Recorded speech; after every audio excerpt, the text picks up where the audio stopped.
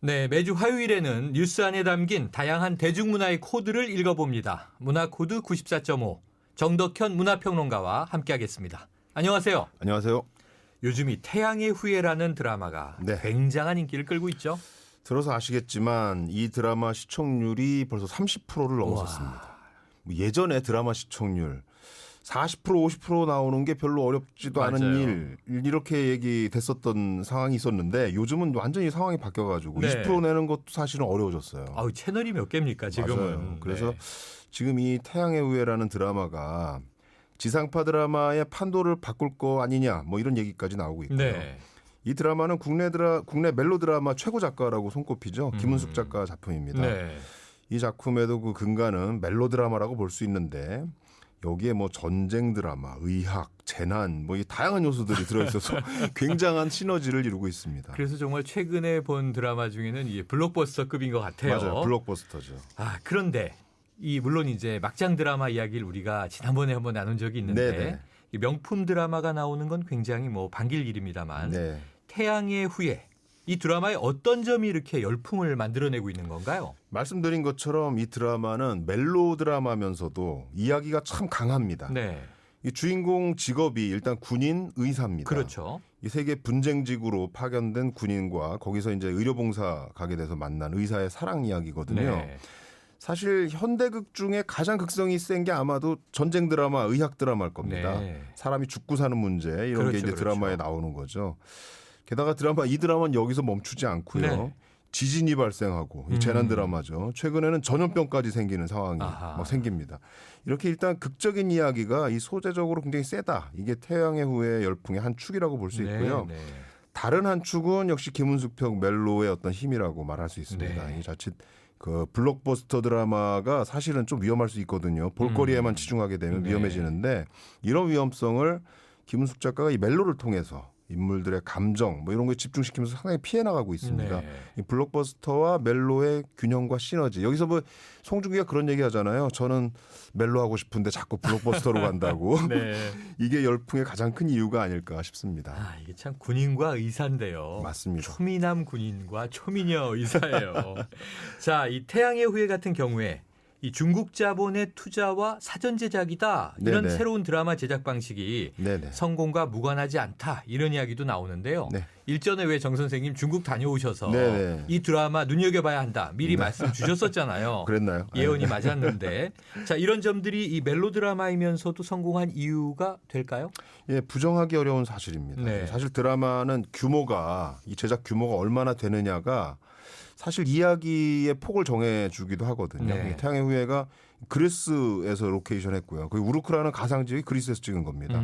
이 국제적인 사건들, 뭐 전쟁, 재난 이런 이야기를 담아낼 수 있는 거는 제작 규모가 지금 140억, 130억 정도가 된다고 네. 그러는데 그 정도가 됐기 때문에 가능한 얘기입니다. 결국 국내 드라마 제작 방식으로는 감당하기 어려운 이 블록버스터 드라마라고 할 수 있는데요. 그렇군요. 영화 제작사죠. 뉴가 들어와서 중국 투자를 유치하고 또 사전 제작을 통해서 한중 동시 방영을 하는 방식. 네.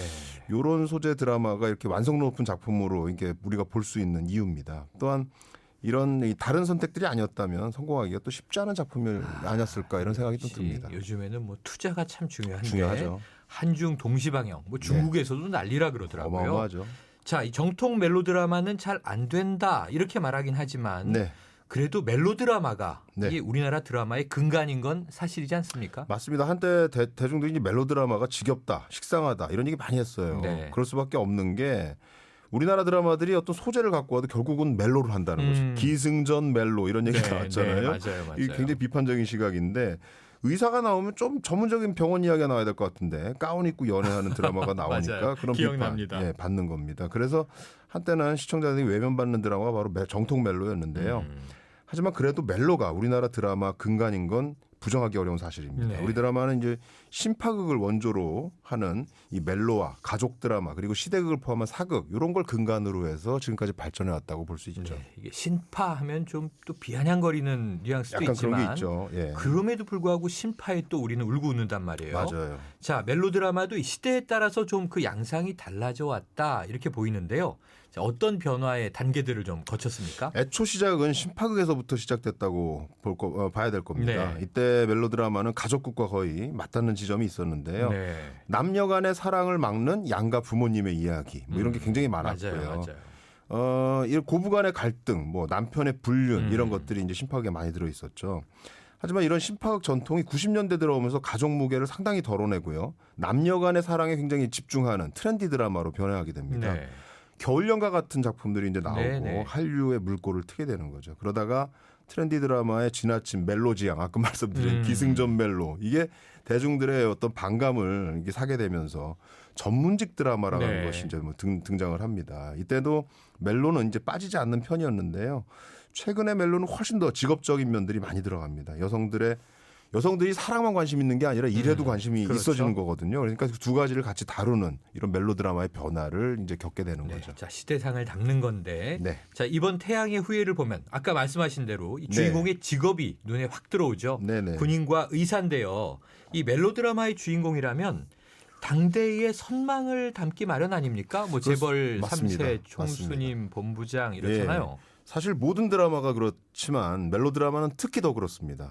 남자 여자가 서로 호감을 느끼고 사랑하는 이야기를 다루는 건데요. 네. 그래서 멜로 드라마에는 그 당시에 판타지 이런 것들이 담기기 마련입니다. 한동안 남자 주인공 말씀하신 대로 재벌 2세가 진짜 많이 나왔고요. 그랬죠. 그 후에는 실장님, 이 전문직으로 착착 이게 변화해 왔습니다. 네. 그것이 시청자들이 이상적으로 여기는 남성의 직업군 뭐 이렇게 볼 수 있고요. 반면 여자 주인공은 한때 이 가난해도 씩씩한 이 신데렐라 아니면 네. 캔디 이런 인물들이 맞아요. 많이 나왔는데 요즘은 이것도 좀 너무 남성적인 시각에 맞춰진 거 아니냐 이런 비판도 나오게 됐습니다. 그래서 훨씬 더 능동적인 자신만의 전문직을 가진 여성들이 이제 등장하기 시작합니다. 네. 하지만 이 태양의 후예라는 멜로드라마가 네. 너무 비현실적인 거 아니냐 이런 비판을 받고 있기도 해요. 그렇죠. 그런 군인이 어디 있냐 이렇게 말하는 분들이 꽤 많으시더라고요. 사실 세상 어디에도 없는 군인입니다. 송중기. 이 판타지라고 봐야 네. 되는데 갑자기 이제 국제 분쟁이 일어나고 송중기를 태우려고 헬기가 뜨는 장면. 이거 네. 참 놀라운 장면이죠. 거의 일당백으로 싸웁니다. 그러면서도 유머를 전혀 잃지 않는 그런 매력의 소유자입니다. 실제적인 군인의 모습이라기보다는 여성들의 시선으로 그려낸 판타지라고 보는 편이 네. 맞습니다. 그래서 아마도 실제 분쟁 지역을 드라마의 공간으로 하지 않고 대신 이제 우르크라는 가상 지역을 내세운 거라고 보이거든요. 사실 이 드라마는 자꾸 현실성을 얘기하고 비교하다 보면 재미를 찾기가 어려운 드라마입니다. 그래서 잠시 현실을 잊고 빠져드는 판타지 이렇게 생각하시는 편이 편할 겁니다. 자, 판타지다. 네. 자, 어떻게 보세요? 이 멜로드라마가 때로는 식상하다고도 하고 이젠 별로다 이런 얘기도 들었지만 그래도 앞으로도 힘을 발휘하긴 하겠죠. 예, 말씀드린 것처럼 멜로드라마는 우리 드라마 근간이기도 합니다. 네. 또 결국은 사람 이야기가 드라마잖아요. 남자 여자 등장할 수밖에 없고요. 거기에 사랑이 싹트는 거 굉장히 당연한 일입니다. 다만 너무 우리 드라마가 멜로로만 편향되는 건 바람직하다 말하기 어려울 것 같습니다. 네. 멜로도 있지만 보다 그 소재나 주제에 적합한 다양한 이야기들이 살아있는 그런 드라마들이 다양하게 나와야 할 거라고 보입니다. 네, 자 미드처럼 뭐 정치 드라마도 있고요. 네. 그리고 또 수사 드라마도 있고 그렇죠. 좀 다양해지면 좋겠어요. 맞아요. 기대해 봅니다. 오늘 말씀 감사합니다. 감사합니다. 지금까지 문화코드 94.5 정덕현 문화평론가였습니다.